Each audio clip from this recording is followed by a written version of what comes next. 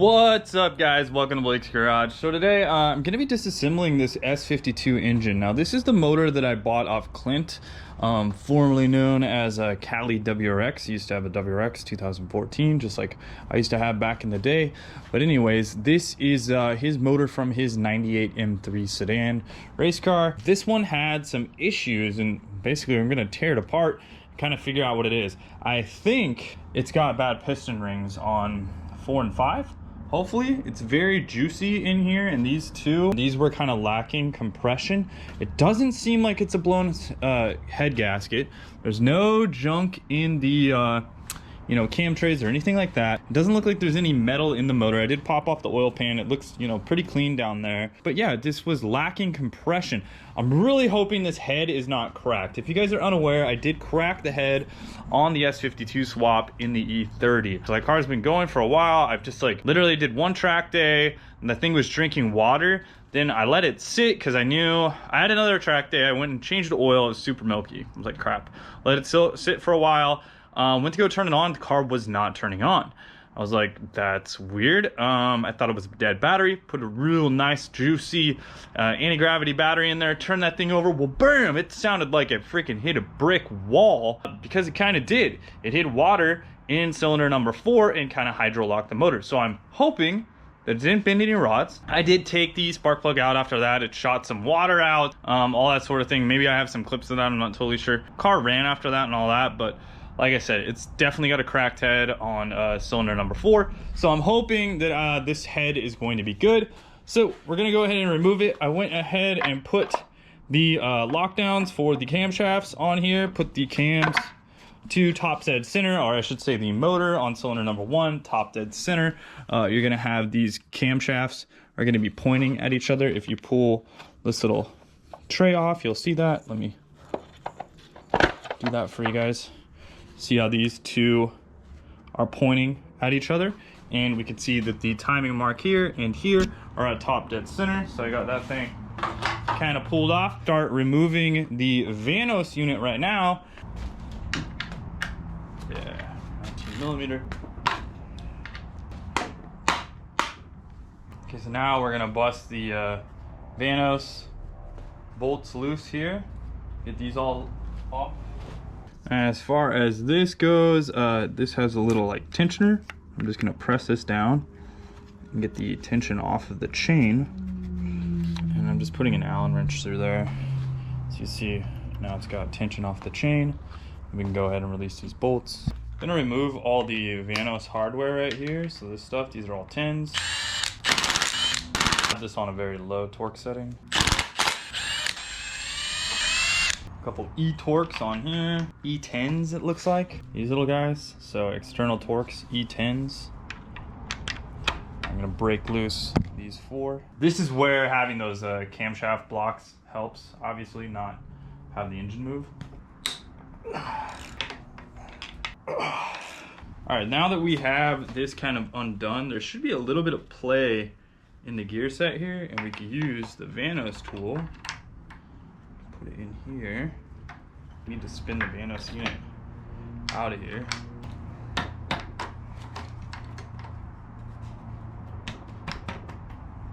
Alright. Pretty simple. There's our Vanos unit right out the front. Just using that tool right there and just kind of bumping it forward. So we disengaged those gears from the camshaft, which does the variable cam timing right there.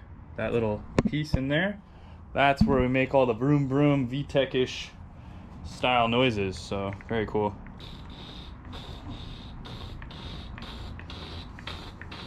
Piston seems pretty good, I guess. It's making some noises, so that's good. Mark the cam right here and the chain. Mark it right here. Mark it right here. F.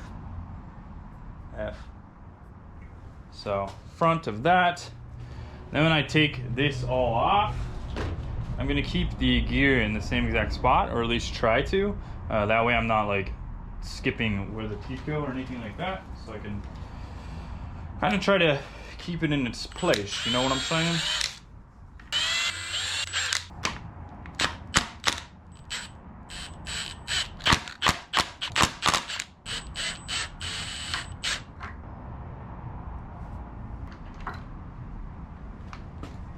So I got it like this.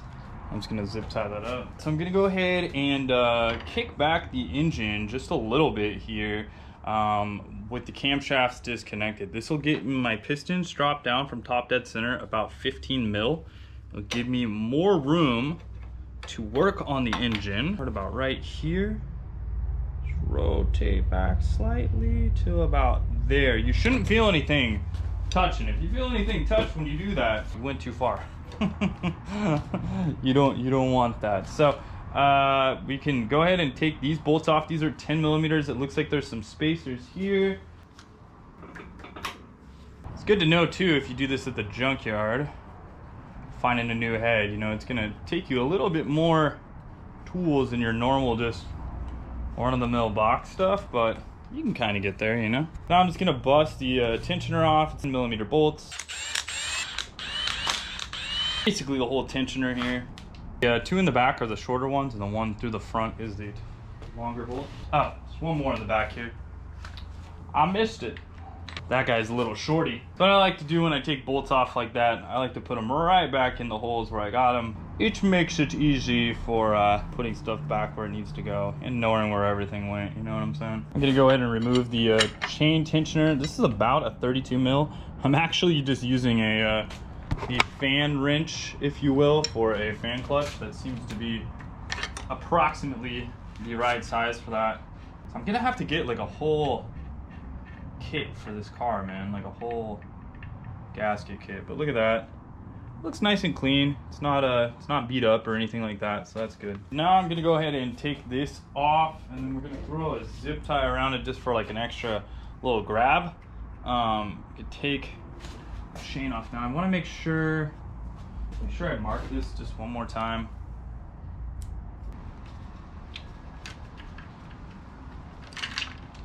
Okay, so trying to make it not fall. Putting a zip tie on here for a little grab.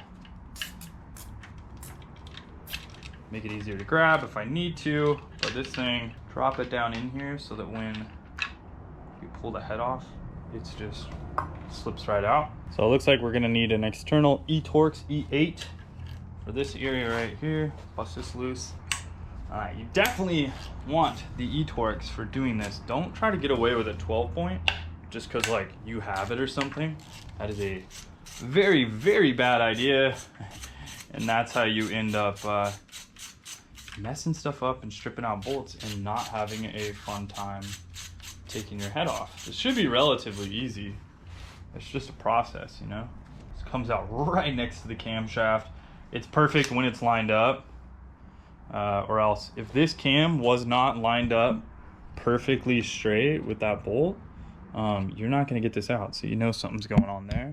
So at this point I can either take the camshafts off at this time, but you kind of have to rotate the cams just slightly to get the camshafts off, and there's a certain procedure to doing that. So what I'm going to do is actually just take the whole head off just by doing the head bolts. You do need a specialty tool. That is an E-Torx, it's an E12, so that is kind of going to go down here. I think this is even more so for like when you torque the head bolts down, that way you get the, you know, the proper torque, the proper length and that sort of thing. But you can see even the camshaft is like this conveniently notched, so that'll give you sort of an idea, you know, like look how these are notched on there. And these ones, you know, we can access good, but if your intake side, which is E and A is exhaust, so if you guys are confused, E is intake and A is exhaust. I know it's kind of weird, but that's German words for it. So yeah, just kind of keep that in mind. And then don't forget these ones. These are the ones we're going to do first, is the ones up front. Everybody forgets about those, so we'll crack those loose. Plus, if you screw those ones up, that's no fun. The other ones should be easy. What was these? E8, I want to say, on the front here. Yeah, E8, E12, E10. I think that's everything to take off a head. So if you're doing some junkyard scavenging, that's what you're gonna need to bust stuff loose. And I recommend to do these little guys first, because if you have issues with those, day's not gonna be fun, man. Those ones are way easier to like strip out too. Plus, if you try to bust it off and you like forget those, it makes your day not fun, you know? Okay, they look about yay big. So we got all those done. now it looks like we could just go ahead and bust loose all of the head stubs. I'm just gonna kind of work in a crisscross pattern, working outward from the center. I'm just gonna bust them just a little bit and then kind of go from there.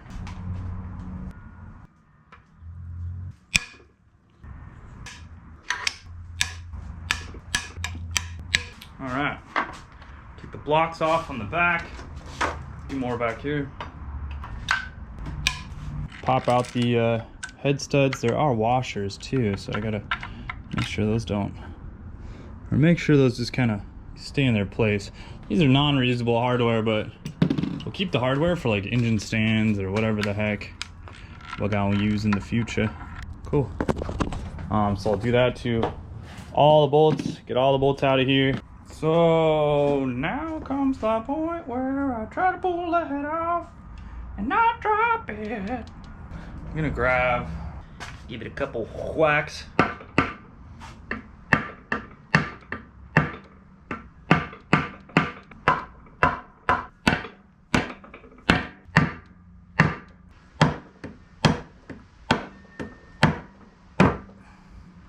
Okay. Pretty decent right there.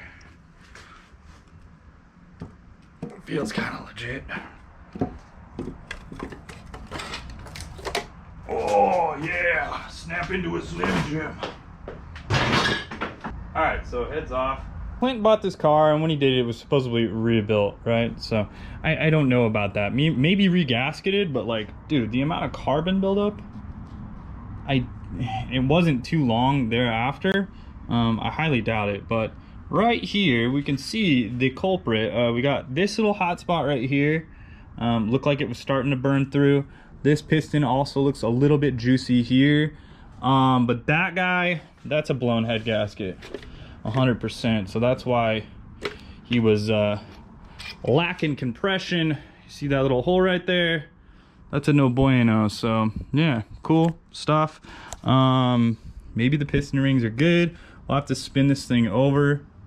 Cylinder walls here don't look scored or anything like that I can tell yet. I still see some good looking stuff there. So yeah, hopefully it's just the L head gasket. Guys, so I went ahead and turned the engine over. The cylinder walls look to be pretty dang good, so that's great. Like I said, supposedly this thing was rebuilt. I have no idea. We don't really know. That's just what a shop said. So, you know, it's like when someone buys a car off someone and they say it's rebuilt, you would expect the engine block to be completely clean. You would expect it not to have oil everywhere, you know, seals not to be leaking, any of that stuff, because I know if I rebuilt a motor within, I don't know, 10, 20,000 miles, 30,000 miles, 20,000 miles-ish, which supposedly this thing has way less, it should be super clean. Like, the thing should have paint on it, you know, whatever. Some people rebuild stuff different than other people, but I do think maybe the motor was regasketed in certain spots. Like, I do think maybe their rebuild consisted of a new head gasket, because you can obviously see the copper. But right here, it looks like boom is blowing a little head gasket situation right there, and right here is blowing the head gasket. So I don't know, depending on what I want to do with this block, I may put some forged rods in it. Who knows? I have a sponsor that wants to send me out some of those, so like, why the heck not, right? Maybe just do new forged rods, new pistons, new rings, use the crank that we're running in the thing, and yeah, just have like a more built engine, if you will. So the head over here, from what I can tell, I'm gonna have to get this thing checked out. I'll probably send this thing off to the machine shop and, you know, get it just get it decked or whatever, just kind of get it nice and shiny, nice and cleaned up, so we can throw it on the E30 over here. I'm thinking, well, what I was thinking at first is like, I was thinking I was gonna take the cams off and do all that stuff, and then I'm like, well, wait a minute, if the cams are already on here and I can just take that head off of that engine, and it already has those cams on there, these are S52 cams, it's like, what's even the point, right? So yeah, I mean, unless, well, okay, never mind, because, well, the point is to get it machined, so never mind. I guess we would have to take the cams off, but yeah, so pretty cool. Also, you know, guys, I have the E36, so if I wanted to throw S52 cams onto that, we could. If we wanted to S52 swap that car, we could throw this engine into that 328i and have a freaking S52 and basically have an M3. I mean, you know, it's like we've done all the other suspension stuff. Why not give it a bit of beans? You know what I'm saying? So anyways, guys, I hope you liked that little video. I'll dig into it more in the future, but hopefully that was like a quick little teardown and an explanation of like what's going on there. Like I said, the E30 was hydro locked, motor got hydro locked, and we got to do the same thing on this. So overall, it was a pretty simple process. It's actually the first time I've torn down a 24 valve engine. I did an M20, like 2 M20s or whatever. Those are easy. Well, I should say, first time I've taken a head off of a 24 valve. Like, we did the whole S52, we did everything on that motor, but the people I bought it from were like, oh, well, someone else said, oh, we did the Vanos and we did the head gasket on that motor. So I was like, okay, cool. Not even gonna worry about it. But anyways, I should have done it. When you pull a motor out of the car, just freaking do everything. Make it immaculate. Do every damn gasket, every freaking bolt.